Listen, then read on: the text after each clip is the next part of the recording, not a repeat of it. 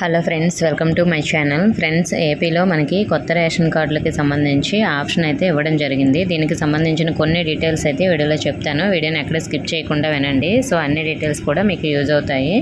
Friends, మనకి కొత్త బియ్యం కార్డుల జారీకి అయితే మనకి ప్రభుత్వము బుధవారం నుంచి దరఖాస్తులు స్వీకరించడానికి ప్రారంభించింది. అంటే మనకి కొత్తగా అప్లై చేసుకోవాలనుకున్న ఎవరైనా కూడా మనకి ఆప్షన్ అయితే ఆల్రెడీ సచివాలయంలో ఇచ్చేశారు. సో మరి ఇప్పుడు ఎవరైతే అప్లై చేసుకున్నారో వాళ్ళకి బియ్యం అంటే ఇప్పటికే బియ్యం కార్డులు ఉన్న వారందరికీ కూడా జూన్లో క్యూఆర్ కోడ్తో కూడిన కొత్త కార్డులు కూడా ఇస్తారు. అంటే ఆల్రెడీ రేషన్ కార్డు ఉన్న వాళ్ళకు కూడా కొత్త కార్డులు అయితే ఇవ్వడం జరుగుతుంది. సో మరి మనకి వీటితో పాటు కొన్ని మార్పులు చేర్పులకు కూడా అవకాశం ఇచ్చారు. ఒంటరి మహిళలకు ఆశ్రమంలో ఉండేవారికి కూడా బియ్యం కార్డులు ఇస్తామని చెప్పారు. అలాగే ఒంటరి మహిళలకి వాళ్ళకి విడాకుల ధ్రువపత్రం కూడా ఇంతకుముందు అడిగేవారు. ఇప్పుడు అలాంటిది ఏమీ ఉండదు. సో విడాకుల ధ్రువపత్రం అలాంటివి ఏమీ అడగరు. నెక్స్ట్ అర్హులైతే బియ్యం కార్డు ఇస్తామన్నారు. కందిపప్పు పంపిణీకి కూడా చర్యలు తీసుకున్నట్లు కూడా చెప్పారు.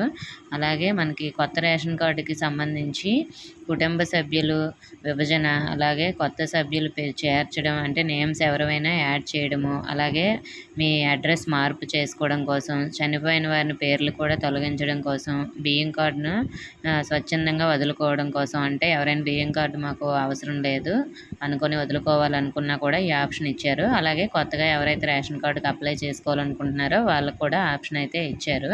మరి ఇప్పుడున్న బియ్యం కార్డు స్థానంలో ప్రభుత్వం కొత్తగా క్యూఆర్ కోడ్ ఉన్న స్మార్ట్ కార్డుని ఇస్తుంది. గతంలో మనకి ముఖ్యమంత్రి గారి ఫోటోతో కార్డు ఇచ్చారు కదా, ఇప్పుడు ముఖ్యమంత్రి గారి ఫొటోస్ ఏమీ లేకుండా కార్డుపై ఉండే క్యూఆర్ కోడ్ స్కాన్ చేసి చిరునామాలు మార్చుకోవచ్చంట. సో మరి ఇక్కడ క్యూఆర్ కోడ్ స్కాన్ చేసేటట్లు డిజిటల్ కార్డులు అయితే ఇస్తారు. అలాగే ఆధార్లోన నమోదైన చిరునామాకు కొరియర్ ద్వారా స్మార్ట్ కార్డులు పంపించే యోచన కూడా చేస్తున్నారు. అలాగే మనకి కార్డులో ముఖ భాగంలో పెద్దగా బియ్యం కార్డు నెంబరు, కుటుంబ యజమాని పేరు, ఫోటో, కుటుంబ సభ్యుల సంఖ్య, దుకాణం ఐడి, చిరునామా, క్యూఆర్ కోడ్, కార్డు వెనుక భాగంలో కుటుంబ సభ్యుల పేర్లు, వారి పుట్టిన తేదీ, వయసు, బంధుత్వం వంటి వివరాలు ఉంటాయంట. శాశ్వత చిరునామా, అలాగే తహసీల్దార్ కార్యాలయం, మండలం, 1967 టోల్ ఫ్రీ నెంబరు, ఇవన్నీ కూడా మనకు వచ్చే డిజిటల్ కార్డులో ఉంటాయి. సో మరి కార్డులు అయితే ఈ విధంగా మనకి ఇవ్వడం జరుగుతుంది. సో ఆల్రెడీ రేషన్ కార్డు ఉన్నా కూడా వాళ్ళకి కొత్తగా డిజిటల్ కార్డు అయితే వస్తుంది.